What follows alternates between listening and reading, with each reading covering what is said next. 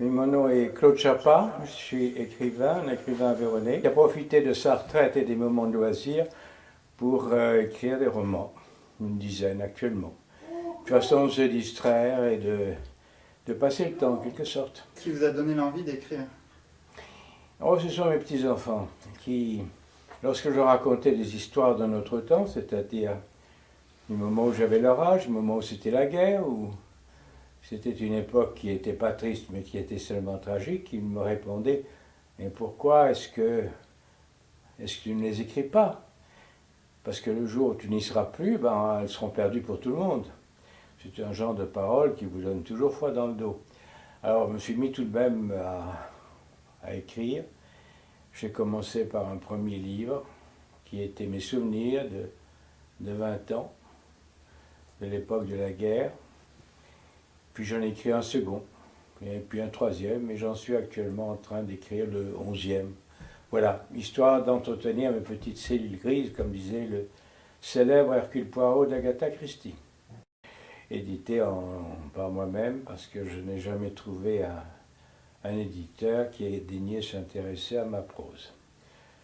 Mais actuellement, j'ai dû éditer à peu près entre 12 ou 13 000 volumes. Et quel est votre livre préféré? Quel était mon livre préféré? Ouais, ça, c'est une question très, très délicate.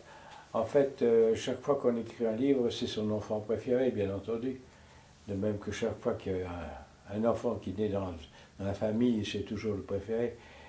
Mais j'ai écrit notamment un livre qui s'appelle Sandra et les hommes, qui est une série de nouvelles transformées en romans, un roman fait de nouvelles, et qui raconte l'histoire de la jeune Sandra, qui est justement une jeune fille, une jeune femme qui se pique de littérature et qui va mettre la Suzanne à l'intérieur d'un couple de vieux messieurs, c'est-à-dire un écrivain et un chimiste.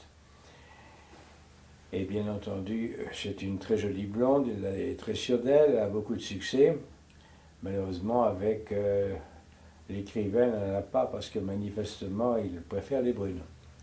Ben voilà, ça s'appelle Sandra et les hommes. Ça se trouve dans toute bonne librairie.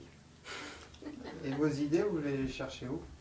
Pardon? Vos idées, vous les cherchez, vous Ben inspirez écoutez, de je vais quoi? vous dire une chose, pour écrire un roman, vous avez un roman, ça se passe à la fois dans le passé et dans le futur.